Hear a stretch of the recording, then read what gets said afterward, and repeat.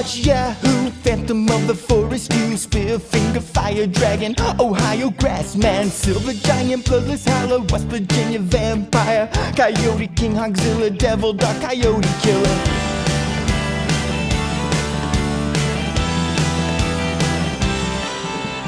Cave creature, Mothman, Smoke Wolf, Lizard, Demon, Ashman, Grafton Monster, Cow-killing Bastard, Shadow Creature, Dustman, Cherokee, Death Cat, Wild Man, Great Fire Rape, what else do I have to say? Steal yourself some chicken wire, and I'll get some lumber, catch the Thunder Brothers.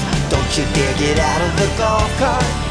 We can keep our big seats while we hunt the Bigfeets. Snallygaster, Road Team, Red Island Bear Beast, Silver Giant, Squalling Savage, Black Wolf was kind of average, Stone Giant, Raven, Mocker, Midnight, Whistler, Wampus Beast, Wawa Woman, Ohio Grassman again. Technically, Huckleberry, Wolfman of Wolfe County, need to find the X again if we hunt the Lightning Man. Webster's Werewolf, Daily Howl, Kentucky Hellhound, Little Girl, Headless Horror, I can't take it anymore.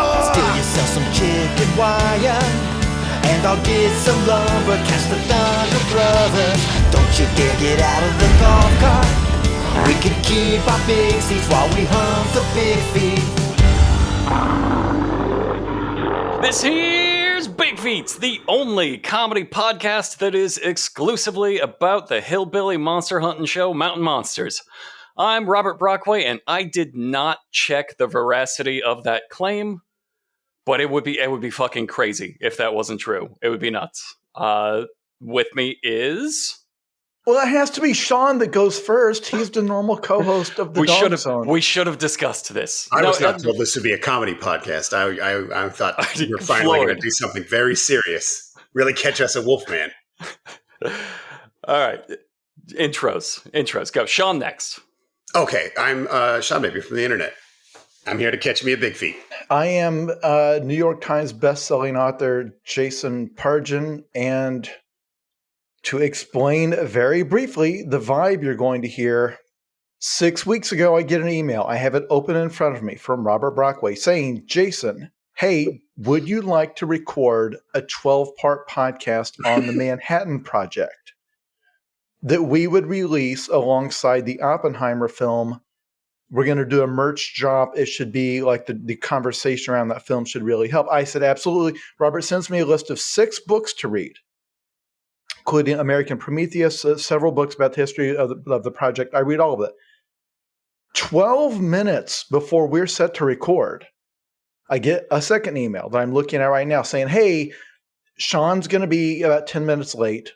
He's giving the commencement address at his old university at their graduation. And also, in the final sense of the email, also the podcast series is now a total rewatch of all 9 seasons of the Bigfoot hunting reality show Mountain Monsters. Well, here's the thing, you're gonna use all that knowledge. So like they get really, you haven't seen the later seasons. Like seasons 7 through 9 are just they get into the history of the Manhattan Project. He sent me a jar of slime and said, squish your fist into this until the podcast. That was 7 weeks ago. So I've just been doing that for research, just making fart sounds. Again, that's going to come into play. That's very important for what they find. I understand I got like Miyagi. I understand this will come back somehow. It's building the muscle memory in both of us that only in the tournament will we realize. Bigfoot is responsible for the atom bomb. That's all I'm saying. We'll get there. We'll justify and he sounds like this. All right, let's do our plugs. What do you want to plug, Jason? Let's go with Jason. The new book coming out this year is called Zoe is Too Drunk for This Dystopia. It is a sci-fi novel. It's part of a series, but they are episodic if you just want to start with this one. It's one of the Zoe Ash novels. It is coming out in October. If you are listening to this after October 2023, it's probably already out. Unless it got canceled for some reason, which go Google that. There's probably a funny story.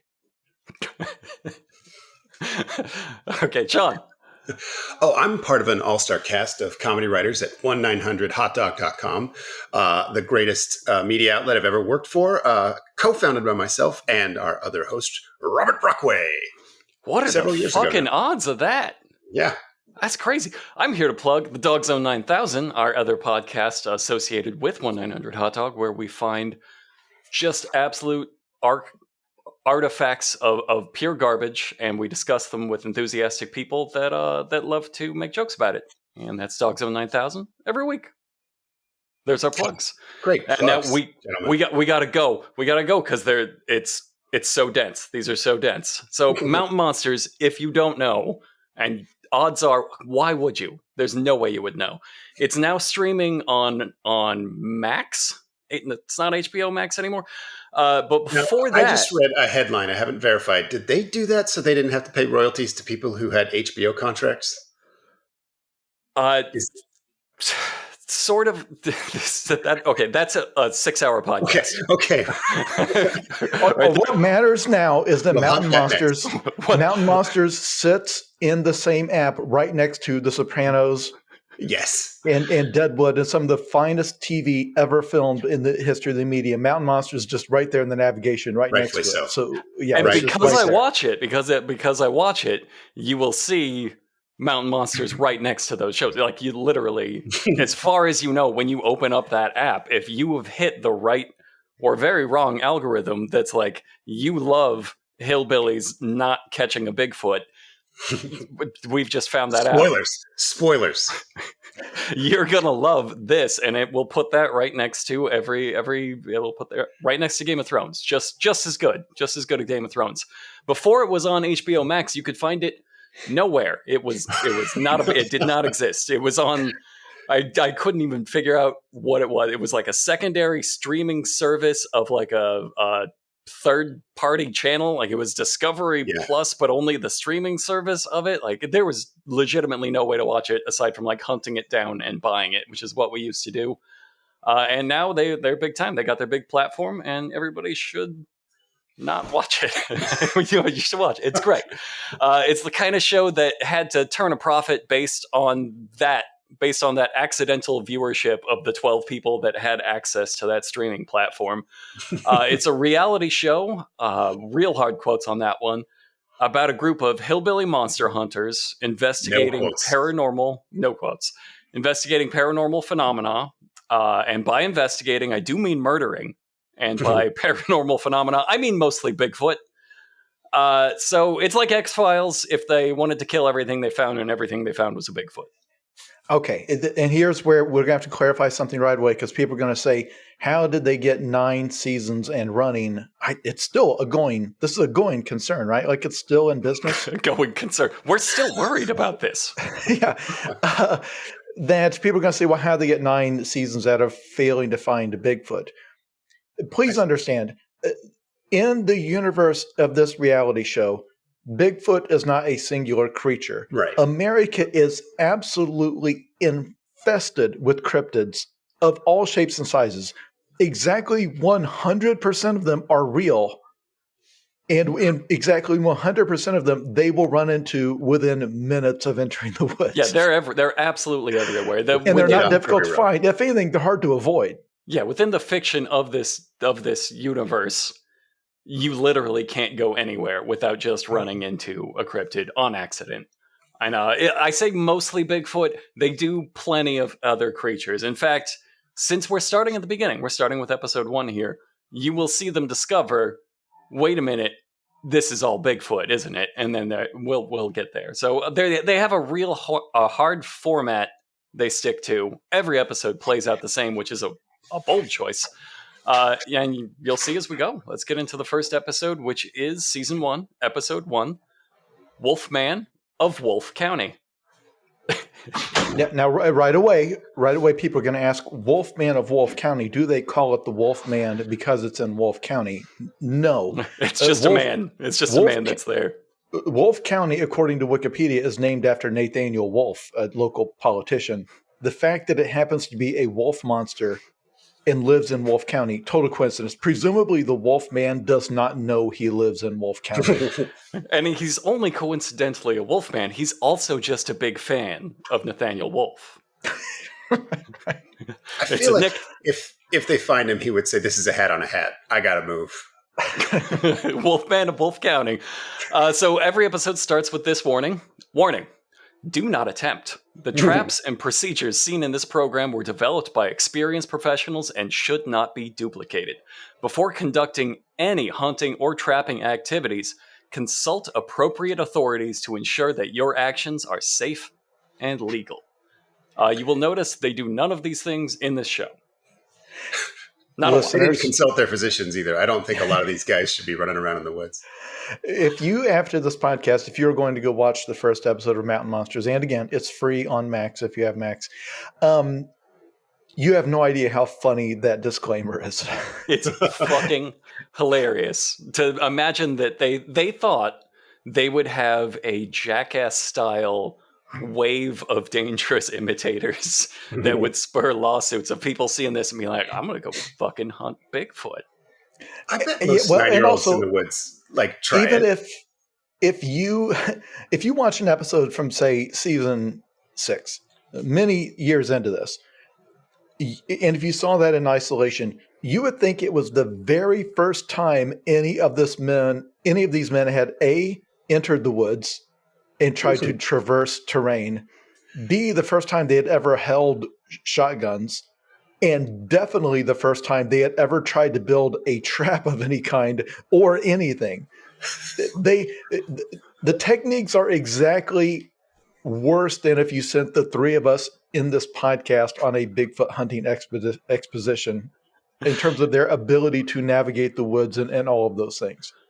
Yeah, that's a high point of drama quite a bit in these episodes. And literally, they will play it for a high point of drama of just, can these men walk around? Can they walk around in nature? And the answer is resoundingly no. No, legitimately afraid for them. Somebody will fall down and it's like, oh, that's not funny. That's a very old man who should not be in the woods. Speaking of, let's do our roll call. Our team is made up of Trapper. He's the team leader. He looks like a 60-something prospector. He's got a little neckerchief and my dad's fishing hat. He's wonderful. And I think he's probably the Robert Oppenheimer of the group. No in doubt. In terms of the one who put the experts together. He found someone to play each role, but he's like the guy at the top of it who's like, this is my plan. Yes, he will absolutely. You probably didn't even notice you did that, but that's how Brockway Miyagi'd you into having the background needed to talk about the show.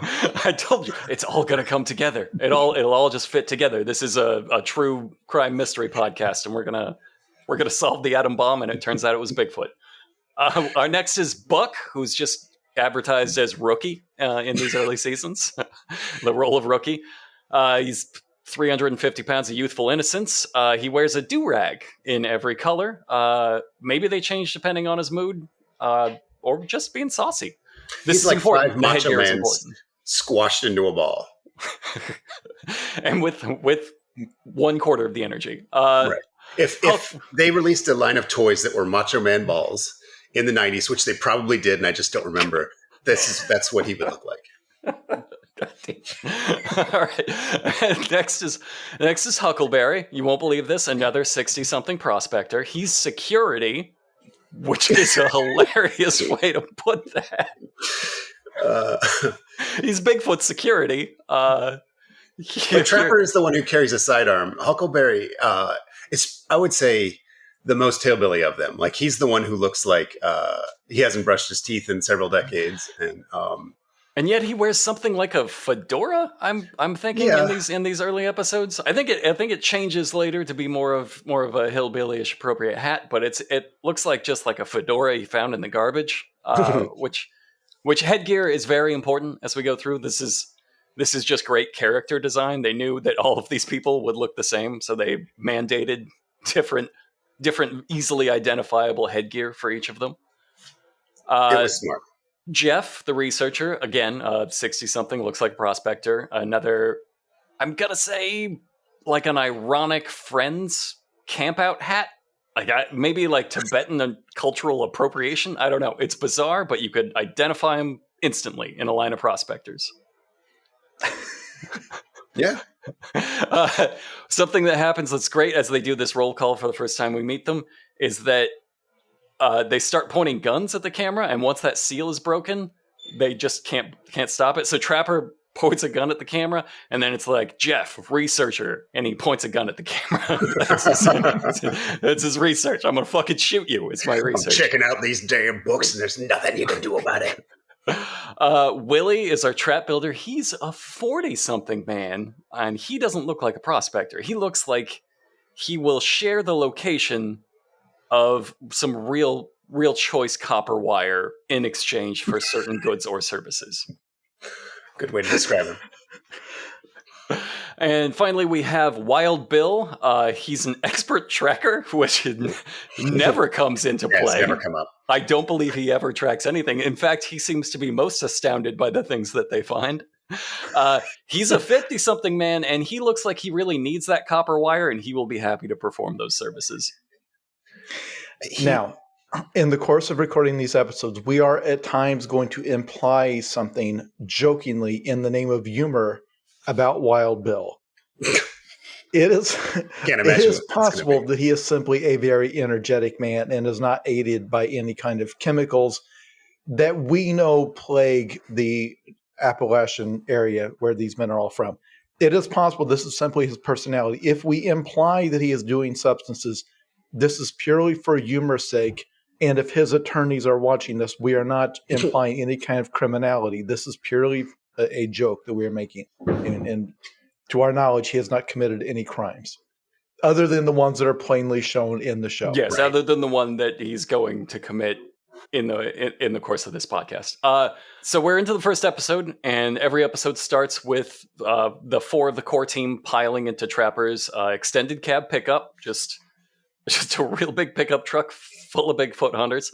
And they explain the setup as they drive. So this is your exposition dump. If you saw this pickup, you'd be like, that truck's full of Bigfoot hunters. Yeah, they market it that way, surely, in the commercials. If you actually, when you get that Bigfoot, you're going to need a Ford truck to toss him in the back. The only truck that can haul 6 big feet, because that's how many you're coming home with. We got room for your security. We got room for your researcher. We got room for your meth head. Assigned seats. They got the security seat. He's on a swivel seat so he can fire that shotgun at Bigfeet. The meth head is contained so he can't rob the truck of its goods and services. Wild Bill and Willie this is where we learned that they're like secondary, I guess. They're like second-class citizens. They're supplemental hillbillies. So they're part of the team, but they're never in on this like main fact-finding mission. They're not in the main investigations. You don't meet them until they're needed. Because it is straight up the thing with Mythbusters when you had the secondary team of Grant and those other people, the other two. It's like they're not the two Mythbusters. To be clear, right. They're there to help them build things. These are interns. They're not real stars. They are not going on the poster. These are Bigfeet interns hoping for a career. Taste things to see if they're poisonous.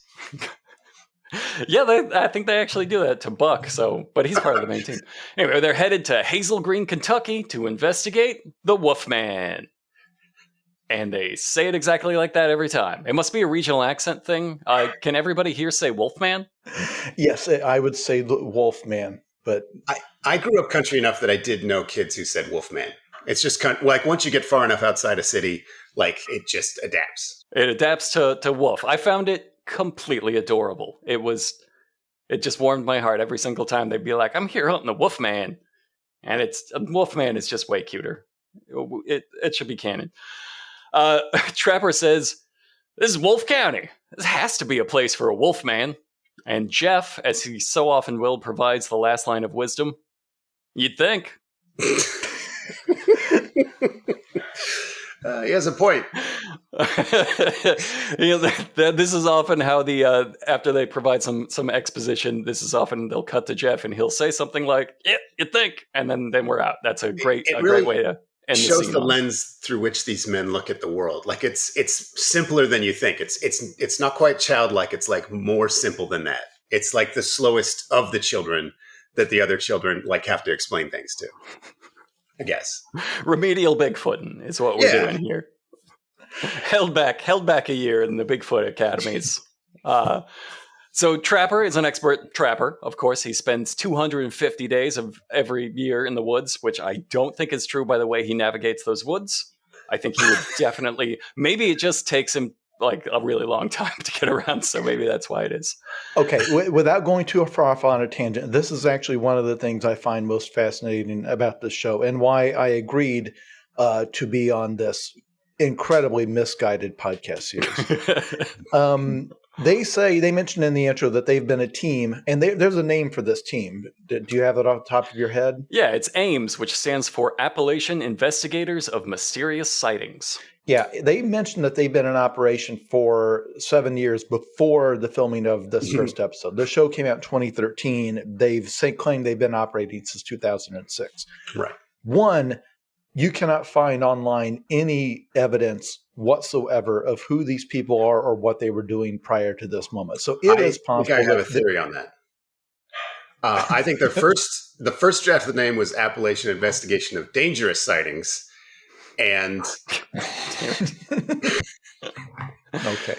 So we should all Google that. Okay, but the point is, I can find no indication that they were actually doing this prior to now, and everything about how they do this, and we're going to make fun of it as it goes, because when they go deep into the woods to look for the mysterious monster's den in every episode, it really does look like they pull the truck just off the highway and they walk like 150 feet into the woods, and then they find a pile of sticks and declare it to be the wolf monster's home. So it is. I don't know if they pitched the show claiming they've been doing this for a long time. It does not look like they've been doing this for a long time. It does not look like they're hunters. Like, they don't come off to me like their clothes are really clean. In many cases, it's stuff that's like not been in the woods or it's new. If they're acting, it's like I'm even more interested, because it's like then how did they sell the Discovery Travel Plus channel, whatever the hell spinoff streaming service they sold this to, for probably $400? Like, I don't know. Did they make up a whole backstory and lore? I feel like they also, if they had been doing this for 7 years, especially at the rate in which they find these monsters, they would have all these stories and all these points of references where they'd be like, oh, it's a wolfman. This will be a lot like several of the other wolfmen we have hunted and captured. But no, they're always learning about monsters for the first time. Jeff's always got to go to the library and read about it. And you can see them. What the fuck's a wolfman? Yeah, they have no idea until we watch them learn about it. So Trapper lays out a lot of the formula. He says, from Pennsylvania down through Georgia, we've been every place. And that is exactly what the show is going to fulfill. That's every place. Will only take place in easily drivable locations from their home in West Virginia. Because there's not a travel budget. There's absolutely not a travel budget. Right. Or any kind of budget, really. Or any kind of budget. Most of this show, this is why the podcast is going to be so challenging. Most of this show is recapping what just happened. Oftentimes, as it's happening, they'll cut away from an event happening, and then they'll just stop and recap everything that happened right before it up until they're recapping the event, and then they'll cut back to the event. And sometimes they'll skip over the event that they have recapped. And the thing that happened is nothing. And the thing that happened is nothing, or they forgot to fulfill that promise. So there's like maybe 20 minutes of content in each of these episodes, which is why it's such a bold choice for us to podcast about it. So the old silver mines is where the Wolfman hangs out. And as they put it, this Wolfman, wolf creature, wolf monster, they finally landed on it, is a 7 foot, 500 pound wolf. Wolfman, I believe as Jeff says, Wolfman, he likes to kill, and he does nothing but kill. They have zero evidence of this. They have also just exclaimed, like, this is the first time I've ever heard of the Wolfman, but now Jeff's like, I know that guy. I fucking know that guy. So one of them claims it's a bearilla, a cross between a bear and a gorilla. That's Buck. Neither of which are a wolf. Buck says it's a barilla. And you're like, well, everybody looks at him like, what the fuck's a barilla? And he goes, oh, a cross between a bear and a gorilla. Because of the hair, he says. Right. Trapper calls it bipedal. Oh, no, Jeff calls it bipedal. Jeff. And Trapper's like, what the fuck did you what the fuck was... He's like angry about it. Yeah, and they all pick on him for it. Yeah, a professional hunter and monster hunter who's been doing it for 7 years and hunting us alive has claimed he's never heard the word bipedal before. As in that it stands up and walks. None of them have. Back to this. I don't know if you know. This is their running joke. They'll have, there's some comedy. We have a good time. It's not all serious when we're out in the woods Bigfoot hunting. There's fun and games. And this is one of them, is laughing at Jeff, the nerd hillbilly, who accidentally used a 3-syllable word. And we're going to have some fun with that. Okay, the next part of the format is we must meet a contact. We will meet this contact by the side of the road or in a field or barely in some woods. I apologize. Do we get this before we get our first CG rendering of the creature? I believe we do. I believe we get the CGI rendering a little bit later. I think as we dial in the format, they introduce that early. But we can go ahead and cover it. They have a terrible CGI render of every monster in every episode. Sort of a PS1 struggling to load a cutscene kind of monster. Totally immobile, and they just zoom in and over it. Zoom in and over it over and over again. It kind of looks like this one looks like it looks like a werewolf. Yeah, it looks like a werewolf. But he skips every day but leg day. He's got some fucking thighs on him. Jacked. All the monsters they make, I don't want to skip ahead. They all kind of have like weirdly, grotesquely powerful thighs. They do. They have a thing. I'm not accusing anyone of a sex fetish, but if you found out their CGI artist had a thigh thing, you'd be like, yeah, that all makes sense. Yeah, I see that in his big feet. I understand. I get his fetish. He gets his fetish across through his art. In the course of recapping every episode of this series as we go, we do need to look on the credits and see if we can find out who does their monster renderings and see if we can track that person down and get them on the show. Yeah, I bet he follows a lot of models that crush watermelons with their thighs on Instagram. Do you think there's any way he put his real name on those credits? I'm going to bet if you start falling down this rabbit hole and looking up the people involved in this show, you will find absolutely nothing. You will find they don't exist. This dude's name is Legman Hunter. All right, so they meet their first contact. His name is Just R. He's a true outdoorsman, he says. He looks, of course, like a 60-year-old prospector. He's got a flowery do-rag, though, so you can identify him, as not one of the main crew. Great costume design. I wrote a quote down from this guy. Do it. Okay, he likes to hunt, and he has a saying out there: "If it flies, it dies." If it flies, it dies. He just goes out to massacre the sky, and that's when he saw the Wolfman.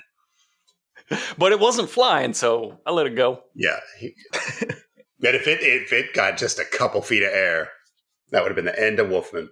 So they want to highlight the danger, and Trapper says most creatures will head to high ground if they hear gunfire. This one, he came to check it out. They like gunfire. They're drawn by gunfire. Yep. They want to get into a gun battle as soon as possible. Now, you're going to notice because they're going to interview multiple witnesses, because what drew them to the scene is that they said they had 3 sightings of the Wolfman, which they've declared to be a problem. In this and in none of the others does the Wolfman attack or behave aggressively in any way. Now, there's a thing, of course, called Chekhov's gun, where if you see a gun early in a story, that comes back into play. But here, you're literally given a Chekhov's gun. A reliable narrator, R, comes out and says, if you shoot this gun, the Wolfman will come. Now, in any other narrative structure, that would mean our main characters would shoot a gun later to lure a Wolfman in. Doesn't come back. Or like by accident, and then, oh no, here comes Wolfman. Mm-hmm. Really subverts your expectations. It's a reverse Chekhov's gun. And all of them have guns and can't talk about how much they love to use them, though they never will. We'll see. We haven't watched every episode. Well, we'll talk about that because with the budget they had, I cannot imagine, because you obviously cannot just discharge live rounds on a set in a TV show. Well, you can, but people don't like it. It's frowned upon, yeah. And there's no way they had the budget to do like blanks and then to have somebody on the set to be the arms master and the prop guns and do all the stuff. Like, so you're going to have a show that is explicitly about trying to shoot Appalachian cryptids. And we do not believe, in the episodes I've seen, they are not allowed to ever discharge these guns. They can only point them over and over again and say, shoot, he went behind the tree. Don't ever get shot at it. Now, yeah, the thing is, they never say, we're here to kill Wolfman. But it just sort of develops that way. So it's always, we're here to investigate, we're here to maybe capture, we're here to certainly provide proof. But as the episode goes on, they will start maybe forgetting the narrative and just being like, I'm going to fucking kill that sumbitch. Like, it becomes sort of a personal revenge against them. They are like slaves to their impulses. This was when Brockway made me first watch this show. This was when I realized what was special about it. It's because it's like they talk about it, they introduce the creature, and you expect, okay, they're here to talk to people and then try to set up some cameras, try to lure it to a spot, get some good documentation of it to prove that it exists. That's all these Bigfoot hunters want to do, is prove that it's real. And then when I watched the episode, not this one, but the first one I saw was like 5 of them charge into the woods with their shotguns, and they're just pointing the shotguns instantly like, I almost got it. I don't have a clear shot. It's like, oh, they're here to assassinate the Kentucky chupacabra or whatever. Like, and when we'll talk about this as we go, but their plan for like trapping it, there's never like, oh, we're going to trap it and then we've got tranquilizer darts, and then we have an expert who'll get me. No. It's like the only thing left to do when they trap it would be to just surround it and just do like a Bonnie and Clyde car just thing. Unload. They just unload every cartridge they have brought with them and kill this thing dead and announce to the world, yes, as if they have killed Osama bin Laden. We fucking got him. Like Can you believe it? Like the whole world has only been hunting Bigfoot to murder it. It's like, we have got to rid the world of this thing. If they did, I would grab the nearest airline pilot and I'd say, sir, you served your country. I want you to be one of the first to know that we have just killed the Kentucky Wolfman. I wouldn't even specify. I'd just say, we got him. They would instantly know. The Kentucky Wolfman just breaks down in tears. God damn. It's over. It's finally over. Okay, so now that we've gathered our evidence, it's time for the night hunt, which is our next staple of the show. A little bit. There's a thing they did here during the day where they went out to a tree and they're fucking with Buck. They're like, hey, go climb that tree. And he can't because he's a gigantic man. And they all laugh at him despite being the same size. And then Huckleberry's like, we like picking on Buck. It's like having a teddy bear, which again, it's so not gross. Like having a teddy bear. It's so weird. What are you doing to your teddy bear, Huckleberry? Right. And then they find a tree that they say has been rubbed by a bear, which, as you might know, bears like rub on trees, claw at trees to sort of mark their territory. But then they decide, no, this isn't like a bear rub because this is like a bearilla rub because look at how high it is or how low it is. It's really inconclusive, but he's like, this couldn't have been a bear because it's not the right height. I don't think it's proof of the supernatural, but they're all thoroughly convinced. Well, that's just hillbilly science right there. Yeah, I guess. It just feels like a carny trying to explain like how many balls you get for $4. It's just like, you're saying a lot of stuff that makes no coherent sense, but I see you have a goal in mind. Okay, but here's where Sean has accidentally stumbled across what makes this show a beautiful work of art, which is that the bulk of the runtime is them doing improv in the woods. Right. Like, because you can occasionally you'll see a guy posit something that the rest of the gang doesn't go along with. Because we'll mention this in a future episode, just as some foreshadowing. But there's always, it's clearly like improv, because you'll see like Trapper, like, well, you see this branch is broken off. Like, a deer can't do that. A bear can't break off. Look at how this is broken off. And you can see him improvising like this is woods mountain man knowledge. But they have to have something in the show to fill minutes. And that's where the show, I feel like, becomes its saddest and most spectacular if you're if you're an observer of bad art. I see. I agree there's a sadness to it, but it's also like really satisfying to me. Like for example, they see some claw marks on a cliff and they just create an entire narrative like, oh, look, he climbed on that rock and then he went to that rock. And it must be so satisfying to be that dumb. Just like form an entire story of werewolf rock climbers in your mind and just say it out loud and be certain of it. And I don't know, there's something about that where I'm like, how do I find that certainty in my life? Like that how do I have confidence of an idiot? The pure confidence of a Bigfoot idiot. But I think it's the same as if you had like a team of experts trying to pursue a project where they don't know if it's scientifically possible. Like they have the theory, but it's like they've been tasked with you have to reach this goal before the Nazis. So the moment that Sean calls out where they notice... Now, Jason, I don't know if you did this again, but you just made an Oppenheimer reference that masterfully done, Brockway. Thank you. The moment where they see the claw marks on the side of the cliff and declare those can only be Wolfman claw marks. Right.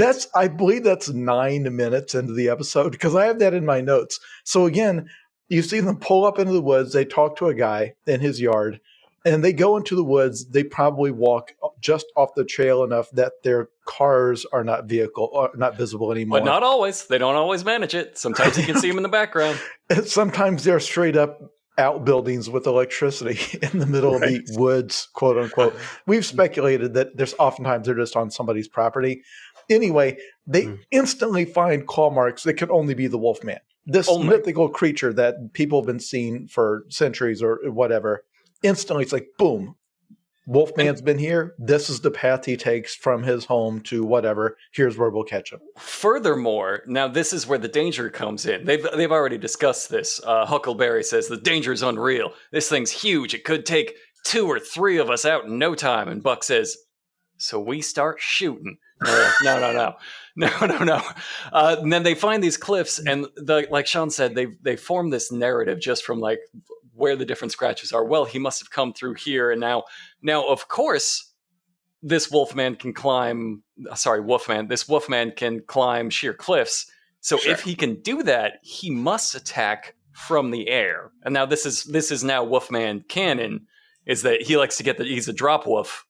He is some sort of like a paratrooping werewolf that will leap down on you from trees. And now they're all extremely worried about that. So the next scene, you can see them like right the next scene in this scene, because the next scene has Buck underneath that overhang for no reason. He's just standing under there while the rest of them stand outside of it looking at him. And then Jeff has a thermal camera and he's pointing it up at the cliff on top of him and saying, they're right there. They're right there. Oh, Jesus Christ. They're going to jump down on you, Buck. They're going to jump right down on you. And they're all just looking at him from like 20 feet away because they've come up with, they're like, okay, yeah, that's fucking rad that Wolfman attacks from the sky. A lot of tension in that scene. I really thought that he was going to jump right on Buck's head. Their thermal camera is a Predator vision, like Predator the movie type vision camera. I don't think I've seen that in later episodes. Like whatever it cost them to do that effect, I think they either lost that camera in the woods at some point, or they couldn't afford to do it. Because I don't think in later seasons they have this thing. Because it's kind of cool because it lets you easily fake any sighting. Because there's like 2 yellow blobs in the distance. Like there's our wolf man. Yeah, it's the only way to do it without special effects. And you see them try to do the special effects sometimes. It's like, no, we got to stick with that thermal vision where everything's just a blob. Because it's legitimately a good way to ramp up tension on no budget. Like that's actually pretty okay filmmaking, right? To like cut to just the blobs and you know what they are. people should know that like there's nothing off limits to the ethics of these producers. So they will have a gorilla suit to fake a Bigfoot arm. We've seen that on an episode we talked about on the Dog Zone 9000. And so that's what we're dealing with, that level of deceit. Because in the show, they say, my years of experience let me know this is where he would den up. So then they go straight to that den and they find a killing site, like a very carefully staged pile of bones that bleached completely clean of everything. It doesn't look like anything other than like someone who had a bunch of bones that dragged him over there and put them in. Again, they don't care. Their biggest pile of bones is just a straight up like entire cow, which is, and then they have to like spin a story. They're like, that some bitch can drag 1,000. Well, first they say that some bitch can drag a 600-pound cow, and then I think it's Huckleberry who escalates, that was an 800-pound cow, and then Buck later says that was a 1,000-pound steer. That thing dragged a bull back here. That thing can drag a whole family-sized chicken bucket. Right into that skeleton. It was fairly small, but now it's a 1,000-pound steer. 1,000-pound steer. This is the biggest boneyard I've ever found, says Trapper or somebody. Well, he clearly didn't know how to fuck. Shortly after that, we get the phrase, that son of a bitch is a mountain monster and we are on his ass. Establishing that they are very angry at this creature. Again, none of the witnesses they've spoken to, they have not mentioned anyone in history ever having been harmed or killed or even upset to a large degree by the Wolfman. They've now established person. It is their nemesis for this animal. Wolfman hasn't even gently annoyed anybody, and there's 8 hillbillies out here with shotguns gonna fucking annihilate them. So now that we've dropped the title of the show, when one of their 1,000-pound steers is just missing, like with a big dragging trail leading to a bone pit. Yeah, somebody probably would have said, "This looks like I got a Wolfman. Call the mountain monster. Call the Ames. They're the only people equipped to deal with it." And they are. So now we cut to next day, comical, jaunty music as Buck is on his way to meet Willie. And they got to get some metal to build a trap. And he even says at this point, not sure why we're not going to the hardware store. I am. Yeah, Willie has a particular set of skills. And it is metal scavenging. I love this. So so they want to build a werewolf trap, which is a variation of a coyote trap. Just like a box with no bottom that's going to drop from the sky onto the Wolfman. Yes, he says he's kind of like the MacGyver, and what he's MacGyvered up is a box with no bottom. Yes. A box made of just chunks of like some sort of fencing that is very lightweight and doesn't look like it would trap anyone except for like these actual guys. The crew, like the cast of Mountain Monsters, would be trapped by this. But like any healthy adult person, let alone a 500-pound mythological creature. So they go to the scrapyard to find this, which is where all of this takes place. I'm certain without permission. I'm certain that they have a plan to run when the dogs catch scent of them, as they always do of Willie. And they do a great comedy bit. As Jason said, part of the charm of this is their improv comedy, where they find the steel tubing and Willie's really excited. And Buck says, "There's a walker over there. We could use that too." And Willie goes, "Well, that ain't strong enough." And Buck says, "I was thinking for my grandma." So cute. Oh, it wasn't a nice coincidence that they found a bunch of like intact fencing panels. I thought like this is real lucky for these guys trying to build a giant cube to find. They found 5 giant cube sides. Yeah. Also, they throw in a line where Willie says that Buck is extremely strong, because I feel like there was some pressure to explain why, like what Buck's skills are. Like, what does he bring to? And in a future episode, there's going to be an entire section of the episode where Buck is gone because he's at work at his job. Yeah, some of them have jobs. Like, this is not providing a living for them. And why would it? I think he works at a gas station. Just hot dog eating to children. Okay. This is what you don't do, kids. You want to chew your food, not like this. To demonstrate Buck's superhuman strength, they show him lifting this section of fence into the back of a truck that probably weighs 25 pounds or so. You can see it's just a plain section of chain link, which weighs it's the worst way to prove that. Now we've got to meet our next witness. We always have to meet several witnesses to get our full points of data before we can end this scientific expedition. I didn't want my man's name to be notable at all. I didn't even write it down. Didn't write it down. Are you serious? Did anybody? Of course. I found it to be a completely ordinary name. We're getting ready to go meet this man named Turtleman. listeners, we're still only like 20 minutes into this episode. We are so far behind. They're only 35 minutes long, though. We're accelerating rapidly. We're going to go meet Turtleman, who is just literally waiting by the side of the highway. They pull up to him and get out of the truck, and he's just waiting there. He just like leaps at them and is like, I eat gopher, I eat groundhog. So he introduced himself. He's also, of course, a 50-something prospector. He says, what's the line? He says, I live strictly off the land. They call me the Turtleman. I'm Turtleman. I eat ground. That's what he says. I'm Turtleman. They call me the Turtleman. I live strictly off the land, like it's a poem. I eat groundhog, possum, skunk, coon. Wait, not skunk, but coon. You eat skunk. You eat skunk, Turtleman. Skunk. We know it. And Trapper gets a little bonding moment with him and says, and groundhog's the best eaten of them all. And Turtleman says, groundhog is delicious, yep. Okay, now here's where we're going to get into a contentious area. One, we do not want anyone making a separate podcast or video series about this podcast series accusing us of being classist. Mm-hmm. I personally do not for 1 millisecond believe that the people they interview who claim they live off the land are actually eating possum. I think they are playing to what they think is the stereotype of people watching the show. And I think there is a lot of that. Like Trapper claiming he spends 250 days of the year in the woods. In Appalachia, like somebody in this guy's class and situation, he has a diet that is as unhealthy as what he just described, but it's a lot of processed stuff from a dollar store and a lot of Mountain Dew. It's not freaking skunks. That's a SpaghettiOs body. Yeah, it's canned stuff and ramen and stuff like that. So I feel like they lean so hard into the stereotypes that they are trying to play it up in a way that I don't think is real, because they keep running into people who are cartoons. Like, yes, his name is not Turtleman.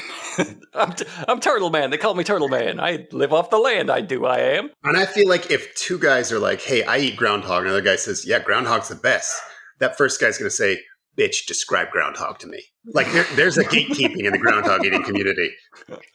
Yeah, Trapper was trying to catch him out, and Turtleman was just like, "Yeah, well, it's delicious." Yep. No, it's not. 4 aspects of groundhog meat. Trapper knows that it's specifically not delicious. That it's an acquired taste.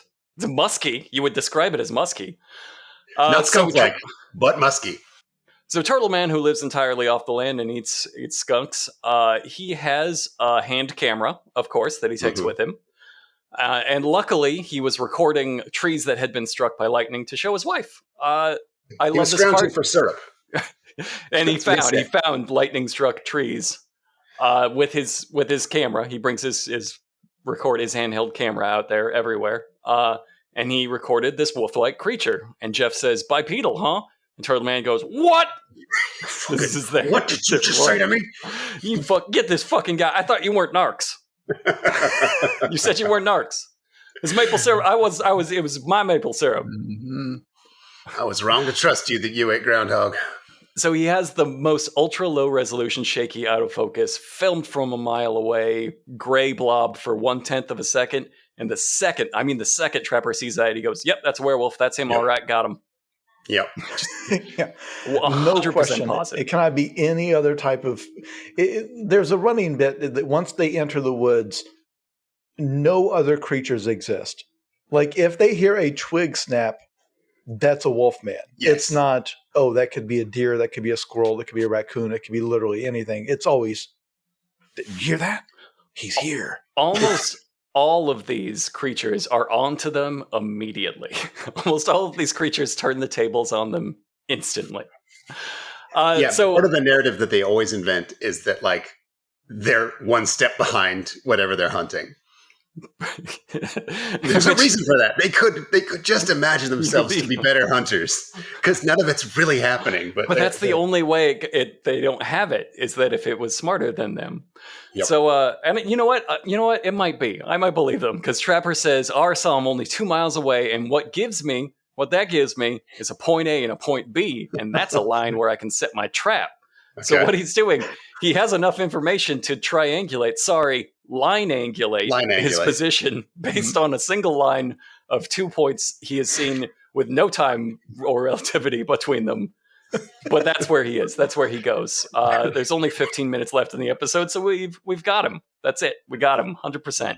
Willie is now. It's now time to go to Willie and Wild Bill's crackhead trap shack, I guess. They're gonna design a trap because what's great is they show his notes of how he's going to design this trap. They just flash to it real quick, and it is covered all the way around with like advanced mathematics, like amazing, much like Jason.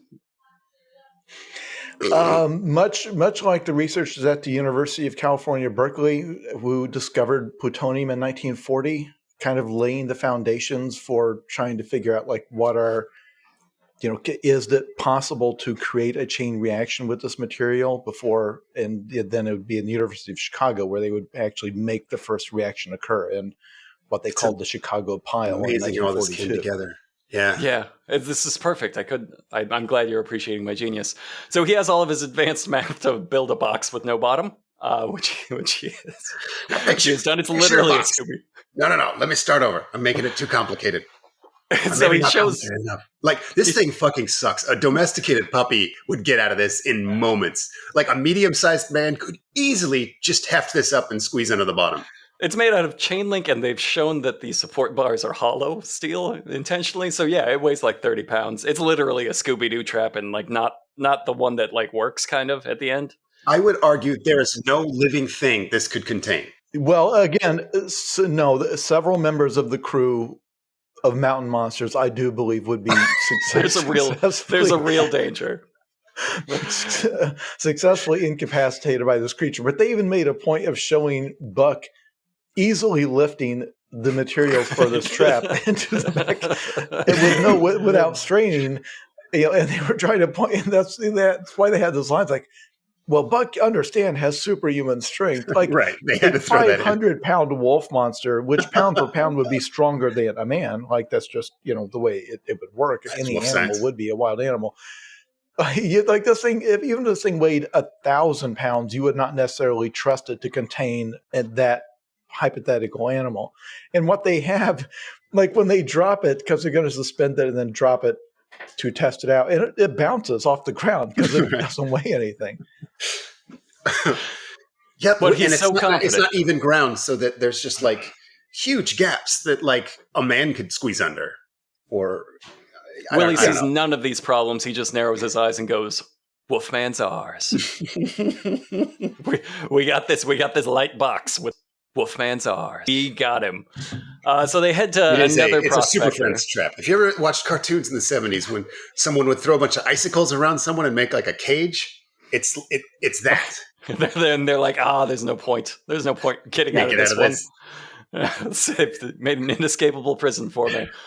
Wolfman just doesn't know. So they head to a third witness, Jasper, who says he's lived outdoors for 50 years, which is just homeless. That's just homeless. He was setting snares when he heard it howl, and then it went from a howl to a roar, and Jeff has to step in here because it's been a while since he's proved his worth as a hill scientist.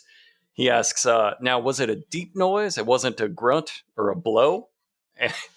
And he says, no, Jeff. It went from a howl to a blurg. Conclusive. He has a picture of the track, which is hilarious how track-shaped it is. It's how a child would draw a track. It's perfectly outlined, like no gradient in the depression, so they just got like cookie cutter shapes and pushed them into the dirt. Clearly, no rolling motion has ever taken I like place. that he says he like qualifies the picture. He's showing it to me, and it was taken in haste. Just to let know, like, it's judge not it. the best track picture, but I just knew he was on his way back. And Trapper says, it's not a bear track, it's not a cougar track, so it has to be a wolf creature. It has to be a wolf creature track. You can't argue with that. The only options is bear, you've eliminated, cougar, wolfman. So now you have it. You have the third point to try line-angulate this wolf some bitch. And we're gonna get it. So they've got the trap set up. I bet that the bear wolf will not even know something tried to trap it when this fucking box falls on him. It does work. They try to get Buck to go in it. He refuses quite wisely because this would probably kill him. They throw a rock on the pressure plate. It drops, and Trapper says, "I almost got a chubby on. It was so much fun." So yeah, okay, it's a great line. It's a great line read. It great is improv. It's a sexier show than you might imagine. Yeah, there's a lot of nudity, a lot of chemistry. We get sexy. We do get sexy. So they're doing some real easy scouting in the woods. This isn't their full hunt. And Trapper says, "I got an extra rifle, Wild Bill, if you need one." And Wild Bill says this quote, "I don't need a rifle. I am a weapon. I got a knife. You get him in a corner. I'll come in there. I'll slit his throat, man." Get him in a corner. Get him in a corner, and I'll run in and slit his throat. Again, we're pretending like this was an investigation, and Wild Bill's like, "I'm gonna fucking kill him. I'm a weapon. I got a knife." The second we find a corner out here in the woods. That being said, they are going to put him in a cage with no clear plan after that, but I think Wild Bill has made it clear what he thinks it is. But I feel like this answers a question that a lot of casual viewers would have, which is like, well, why haven't I personally seen one of these creatures in my life? And it's like, but that's like asking if you have a building that has a regular exterminator, well, why don't I ever see any bugs? It's like, because you've got someone taking them out before you see them. And the reason your woods around your home are not just infested with Bigfeets is because you have these people out there eliminating them every day. Heroes. Specifically Wild Bill. He is so on point. Like a branch snaps and he just fucking spins around on it. He's chemically primed for tracking. Yeah, his jaw moving constantly, like he just can't keep take that in part the of his scent. face still. Yeah, so he hunts by taste, clearly. All right, so they set up their trap, and now it's time for the night vision hunt. They always hunt them at night because apparently all of these are nocturnal creatures. They goat the trap. We didn't realize there was a goat. And then Trapper says, after they put the goat in, he says, "Don't worry, I ain't going to let that sumbitch get you, Daisy." There's no chance of saving this. It's extremely. This is a point that we must take a moment. I realize again we're trying to get this done quickly. We need to linger on this moment. Out of nowhere, they pull what appears to be a pet goat with a name that they're going to use as bait. Yeah. And this confused tame goat is like sitting there on a leash, like underneath their cartoon Wile E. Coyote trap. And so they realize the problem with this. So they have recorded a moment of him reassuring the goat. Don't worry, when this 500-pound wolf monster gets into the trap with you, because he comes to eat you, he'll come and try to eat you, then he will be trapped. You will be in the trap with the wolf monster. Right.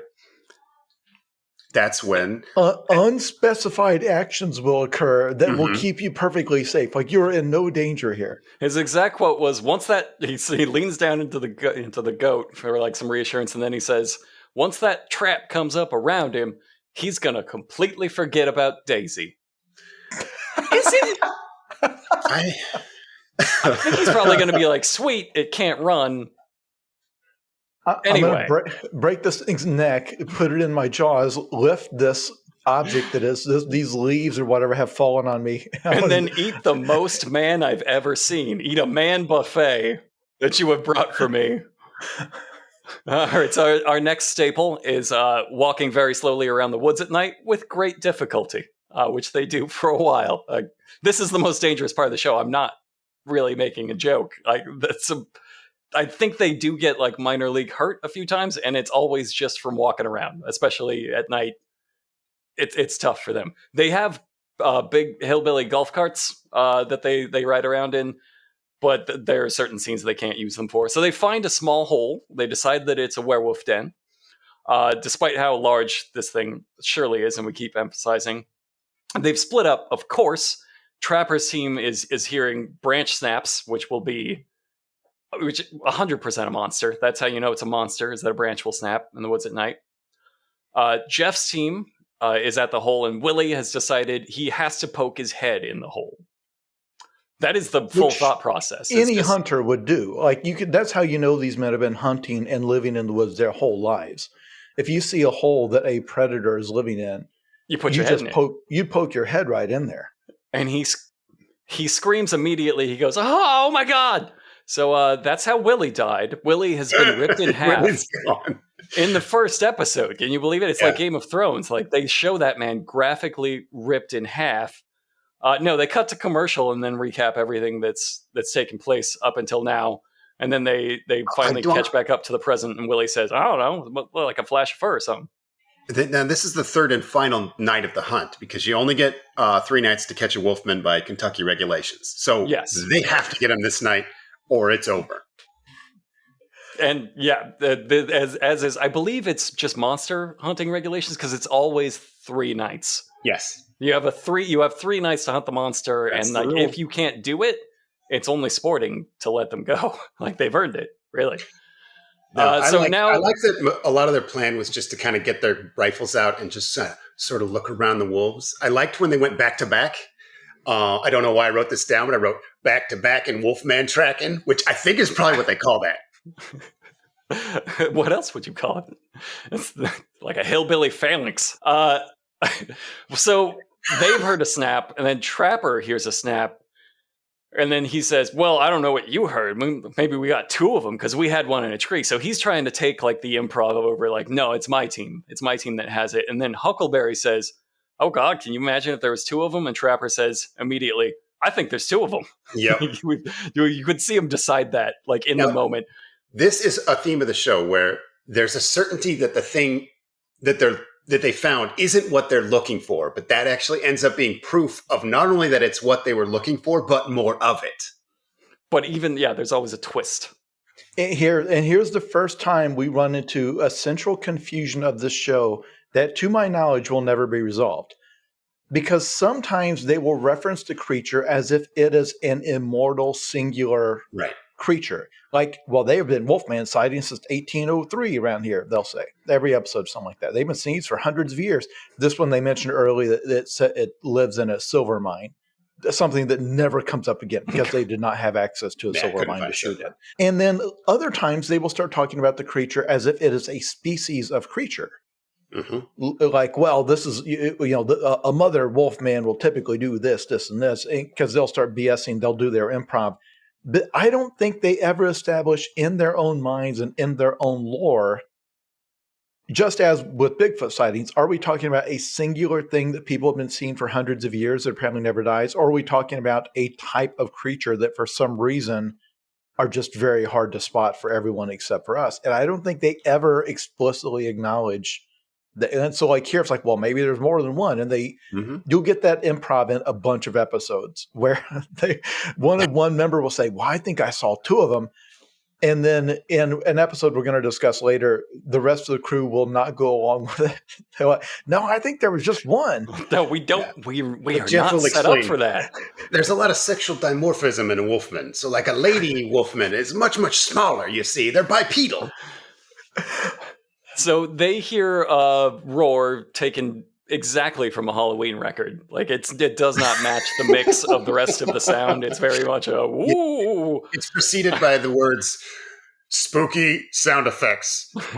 Side 1. It doesn't match at all. It's hilarious that they even tried to pass that off. But they all, of course, being consummate professionals, act like they're terrified. So famous for, well, this was season 1. Of course, all these men are now famous for killing several Bigfeet. But at the time, they were a little scared. So Running from Willie voices. says, I never heard nothing like that. I'm from West Virginia. We don't have nothing like that around here. Which the whole point of this show is you've been doing this since 2006, and you've seen Only- countless of these Only guys. things like that in West Virginia. And Trapper goes, he's enormous. He controls the valley. It's his territory. That's what the roar was telling me. It wasn't an attack roar. It was a get the fuck out roar. So I love it. he speaks werewolf, and he's fluent in it, despite also nobody has ever heard it. Jeff has the You can infrared. already understand it. That's how good a trapper he is. He's just Oh fluent. no, his name is Trapper. He's not the Trapper. It's just his name. He's Bill Trapper or something. He's not the trap. They have two other trap masters. Why are you getting confused? The point is, it's the first time he's heard a Wolfman talk, and he can already understand it. And he speaks it. He's fluent. Yes, of course. Jeff has the infrared up. He's got a blob, of course. And Trapper looks at the blob and says, it ain't happy. Which you can tell by the way the blob is. They flush it towards the trap, sending it away from the infrared camera, giving no directions to the other team. It's pure chaos. Jeff loses it from the thermal. Somebody hears something. Willie screams, I want to stop I there think I because see the Wolfman. I got a glimpse. I wrote that down too. I think I see the Wolfman. I took it to mean that he could turn his heat off. Like he's like the Predator, where he like understood that something else is detecting him using his thermal, and so he turned his heat off. Like that's Maybe he says he says he's gone from the thermal. Is what he Right. says. So Which- either he's vanished using Predator technology, which I'm sure if you were in the woods that night and you said that, they would be like, then that would be Wolfman canon. Mhm. Yeah, they can adjust their temperature if someone has a thermal camera. Of course, That's- and they attack Wolfman from science. above. We all know this. Yep. So they pile into their ATVs and haul ass to the trap. The cage is still up. Daisy looks okay, so everybody breathes a sigh of relief because Daisy is now our favorite character. And so they go to check the camera they set up. They find more tracks, but of course, no Wolfman. Jeff plays it back, and for some reason, they made a decision here, and it's to set up this camera to only film the goat in Right. extreme close-up. Very smart. Decided that's what's going to give them the evidence they need. And a white blob. Well, what's great about passes that? in- Right. If something crosses the camera, then you got that white blob. That's what you want. Yeah. You want that tight white blob. You get so close, you can't see anything about it. It's just a white blob that moves past, and they go, "Yep, that's it. That's it." In fact, Trapper says, "Look at him. Not interested in the goat at all. Must be pretty smart. I think he's taunting us." There's no other way to take it. I know the body language of a blob. Now, Wild Bill says he ain't never seen nothing like that, but I have seen a blob when it's taunting a goat, and that's what this was. Goat taunting blob. Now, Well, I spent, you know what? I have seen spent something 2 like that. months fisting a tube, and in my experience, a blob showing this type of physical language is taunting. It's taunting a goat. So, Oh my God, it's coming into play. It's all, you see, your knowledge. It was necessary. Mhm. It was all necessary. Trapper further elaborates from that blob. This is not the Wolfman we was after. This is a different Wolfman. That's why we didn't get him. The only reason we didn't get him is because this was a different one. It's And now, again, they didn't find the thing they were specifically looking for, which only proves that the thing they were looking for was there. of course. And now, based on our investigations, here's what we know about the Wolfman. He's a big sumbitch. Big sumbitch, yeah. That's no. Step one, you must understand he's a big sumbitch. And then later, another thing, that he's smart. Because he had that camoed up good, so he could see it, therefore he's smart. Smart things can see stuff good. Yep. Huckleberry chimes in to say, well, we seen it, we heard it, we got it on film. It is a badass monster. He thinks they proved it. Yeah, they proved it. They're done. They're done. And Willie has the final line of this episode. He wraps it up also beautifully. He says, Now I become death. Destroyer.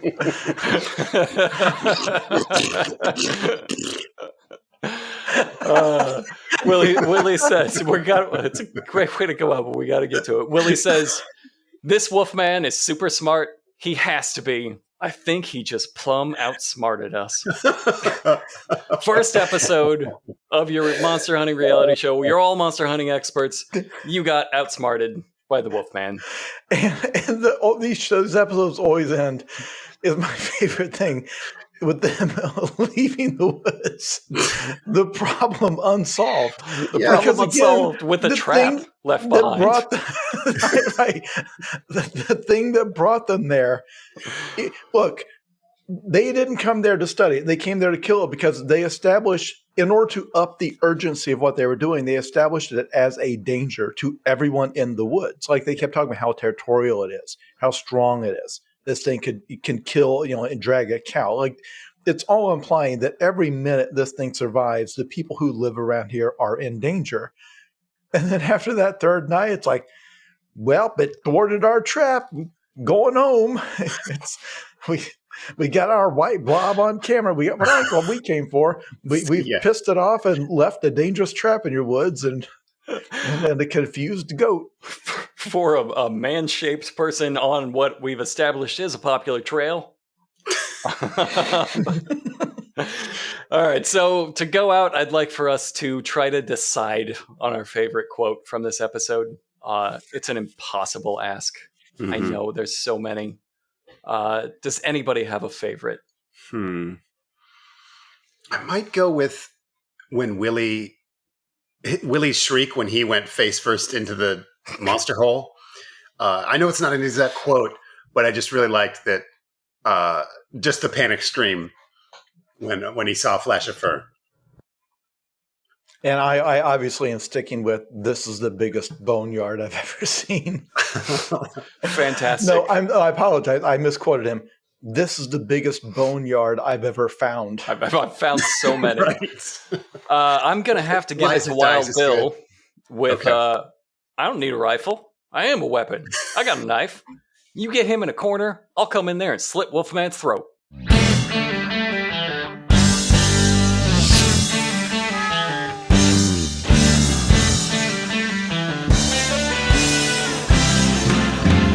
Because you have to be a Bigfoot teacher, you have to open up your mouth. You have to be a Bigfoot teacher. All your friends are so knocked out. You have to have the last word last night. You know what everything's about.